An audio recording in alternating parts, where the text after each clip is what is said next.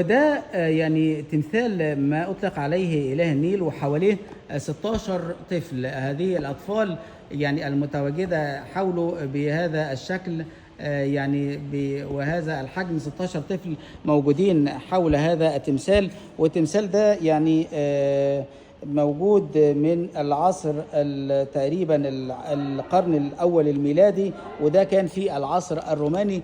الحجم الموجود ده لا يماثله في حجم غير تمثال نسخة مشابهة ليه أو نسخة تانية موجودة في الفاتيكان. وبنقول إنه يعني هذا التمثال بيعد من النوادر المتواجدة في مصرنا الحبيبة، كواحد من التماثيل الرائعة، والتي يعني فيها الذاكرة وفيها حرفية النقوش أو المحتويات أو ما هو متواجد أيها السادات والسادة حوله من الأطفال ال16.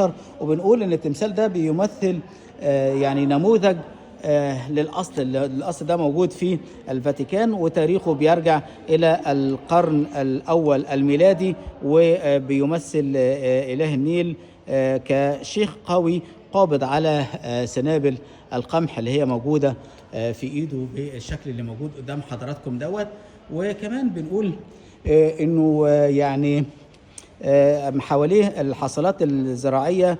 احنا طبعا عارفين ان القمح كان واحد من ابرز النباتات اللي موجودة في مصر، ويعني 16 ذراع هي ارتفاع يعني مستوى او نهر النيل في الفيضان الوافي. وبنقول دوما ان المصريين القدماء يعني كانوا بيحتفلوا بوفاء النيل لما يبلغ 16 مستوى من يعني المياه.